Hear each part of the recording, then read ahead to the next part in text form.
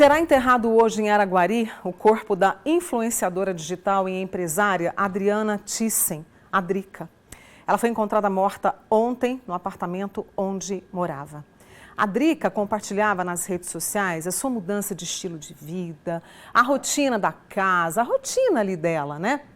Compartilhava as viagens, o amor que ela tinha pelos animais.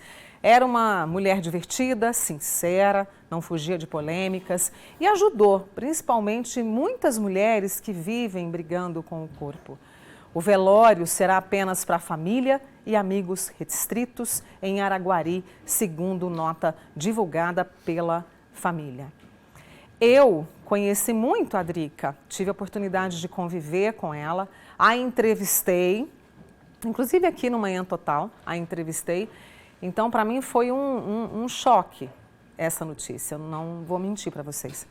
Foi um choque, uma mulher que ia completar 50 anos e né, que tinha aí muitos amigos, era linda. Eu estou bem tocada, não vou mentir para vocês, porque a gente precisa falar das nossas emoções, né? E aí foi muito choque, muita tristeza, muita perplexidade. E quando alguém tira a própria vida, muitas perguntas surgem. Principalmente agora, que estamos em plena campanha de prevenção ao suicídio. E aí nós convidamos o psicólogo Leonardo Abrão, idealizador da campanha Janeiro Branco pela Saúde Mental, ele que trabalha pela saúde mental, para conversar conosco. Oi, Léo, bom dia para você. Bom dia a todos. Primeiramente, meus sentimentos a você, Mônica. Eu percebo que você está muito entristecida, abalada. E é importante a gente já começar falando sobre isso. Você é uma sobrevivente. A sua relação pessoal com a pessoa, que num ato de desespero, de dor, tirou a própria vida, faz com que você e outras pessoas, inclusive as pessoas próximas a você, também sejam sobreviventes deste fenômeno que infelizmente só tem crescido no Brasil. E é importante a gente falar sobre os sobreviventes também, porque agora a gente precisa começar a ensinar a sociedade brasileira a lidar com o que a suicidologia chama de pós-venção. Existe a prevenção ao problema, mas também, quando o problema ocorre, a pós-venção. Como lidar com esses sentimentos? Porque é uma dor, né? Imagina a dor para a família, para os amigos ali, para quem trabalhava, né? Para quem trabalha com as pessoas, enfim. Porque são vários casos. E não é uma dor que se resume a um núcleo. É uma dor que se espalha pela sociedade, quando a gente sabe de um caso assim, né? Sim. Existem estudos que falam sobre dezenas e dezenas de pessoas afetadas são sobreviventes, né? Agora, os enlutados pelo suicídio. Inclusive, existem associações de pessoas enlutadas, porque é preciso que elas se unam para falar sobre essa dor, para cuidar dessa dor, né, para tratar essa dor nesse contexto de pós-venção. E o que a gente está fazendo aqui, nós estamos no meio de uma campanha que se propõe, né, combater o fenômeno, que é o Setembro Amarelo, com alguns acertos, alguns erros, algumas atitudes que estão contribuindo para que a sociedade entenda o problema, mas algumas lacunas que precisam ser sanadas para que seja uma campanha mais eficiente.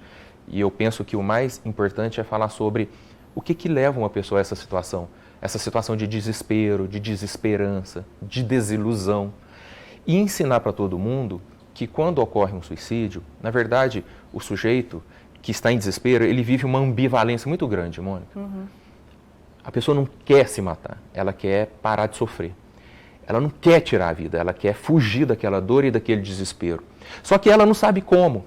E ela acha que é uma dor insuperável, incontornável. Não sabe o que fazer e muitas das vezes, até por impulso, né, de maneira impulsiva, toma essa atitude.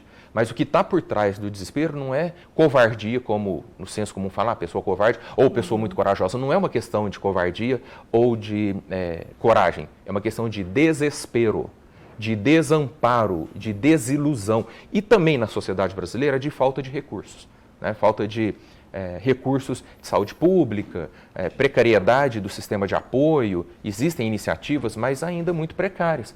Então, a gente tem que falar sobre tudo isso para ajudar de verdade a sociedade. E se faz urgente, porque temos visto, infelizmente, muitos casos. O Brasil está na contramão do mundo. Pois é. O Brasil está na contramão do mundo em relação ao adoecimento mental e emocional e ao suicídio, ao comportamento suicida. Segundo a Organização Mundial de Saúde, em 83% dos países do mundo, as taxas de suicídio estão diminuindo, por causa de uma série de medidas que muitos países estão tomando. No Brasil, as taxas de suicídio, aqui na América do Sul, Brasil, e lá na América do Norte, dos Estados Unidos, as taxas estão subindo. Então, nós fazemos parte de um grupo de 17% de países em que o suicídio só cresce. E no Brasil, crescendo muito. Se nós pegarmos os dados que nós temos dos últimos anos, por ano eram 9 mil suicídios, aí veio crescendo. 10, 11, 12, 13. E agora, em 2022, o último dado que a gente tem é que passou de 16 mil suicídios no ano, o que dá mais de 44 suicídios por dia. Aproximadamente 1 a cada 45 minutos, alguma coisa assim, não é? Então, algo de muito complicado está acontecendo com a sociedade brasileira há algumas décadas, porque as taxas vêm subindo, as taxas dobraram e a tendência é piorar. Por isso que é importante o Setembro Amarelo falar sobre fatores de risco e capacitar profissionais da saúde e líderes de pessoas para lidar com esse problema. E a campanha Janeiro Branco, que durante o ano inteiro fala sobre saúde mental, para criar uma cultura da saúde mental enquanto há tempo, porque a situação é urgente e periclitante. Nós não estamos alarmando, porque muita gente fala assim, está sendo alarmista. Não, não é não, porque é uma realidade. É uma realidade que está aí batendo na nossa porta.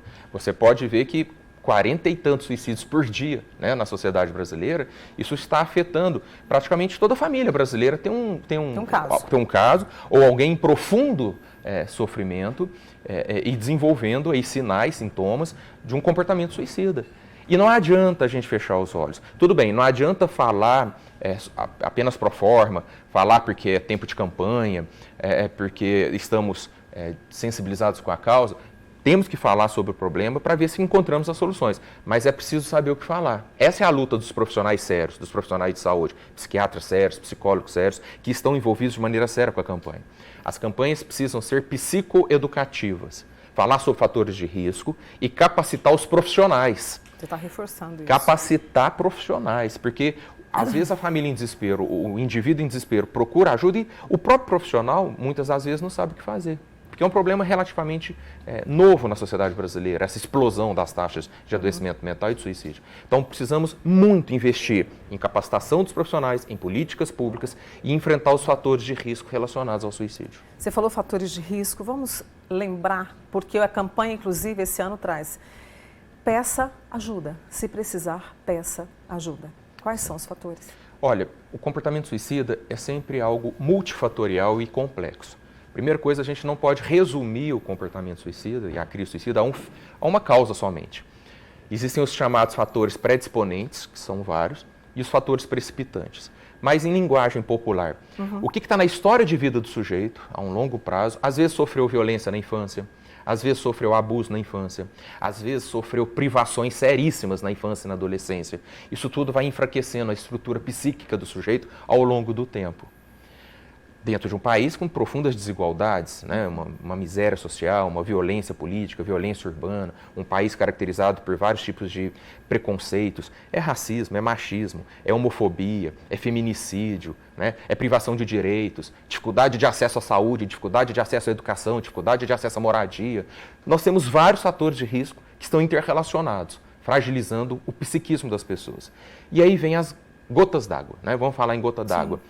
Uma notícia que desespera a pessoa, um fenômeno, um acontecimento, um acidente, uma perda inesperada. A fala de uma pessoa. A fala de uma pessoa, a violência das redes sociais, o bullying nas escolas, né? São os fatores precipitantes, aqueles que encontram um psiquismo já fragilizado e que, por fim, como uma gota d'água, empurra a pessoa para um desespero do qual ela não consegue fugir e ela acaba achando que a morte é a solução, porque não sabe mais o que fazer. É um assunto que a gente tem que discutir ao longo desse mês, por isso eu sempre vou pedir a sua audiência, a sua companhia, a sua atenção. Lohan, eu preciso só encerrar aqui um pouquinho, eu vou pedir só aqui ao vivo a sua compreensão. Rapidamente, Léo, pós-venção, como é que fica a ajuda a esses sobreviventes? Essas pessoas, elas muitas das vezes passam a desenvolver sentimentos de culpa, sentimentos de que eu podia ter feito mais, sentimentos de que foi falha minha. Mas veja, a sociedade brasileira tem educação emocional suficiente para que as pessoas saibam exatamente o que fazer quando uma outra pessoa está em sofrimento profundo? Nós não temos. Então não é uma questão de culpa, É uma questão de entendimento de que o que foi possível ser feito foi feito. Agora a gente precisa cuidar da dor de quem está enlutado pelo suicídio, inclusive porque o suicídio é algo que estudos mostram que tem um perfil contagioso, as pessoas podem se sentir desamparadas nesse processo todo. Então, perante essa notícia, podemos lamentar, podemos sofrer, devemos buscar entender os fatores de risco, enfrentar esses fatores de risco, mas precisamos reunir forças para ajudar quem está sofrendo agora no enlutamento. Essa é a chamada pós-venção. Não desenvolva culpa. Ajude a sociedade a entender o que está por trás desse comportamento e fazer dessa dor um motivo de reunião de esforços, de foco, de luta política, para que a gente melhore as situações, para que o problema diminua e, na verdade, não volte mais a acontecer. Queria te convidar para você voltar ainda esse mês, Estou sempre à disposição. Porque a gente precisa conversar sobre isso, por isso eu te agradeço imensamente por ter aceitado o convite e vindo conversar conosco sobre o Setembro Amarelo, esse pré e pós-venção. Obrigada, viu, Léo? Conta comigo. Boa semana para você.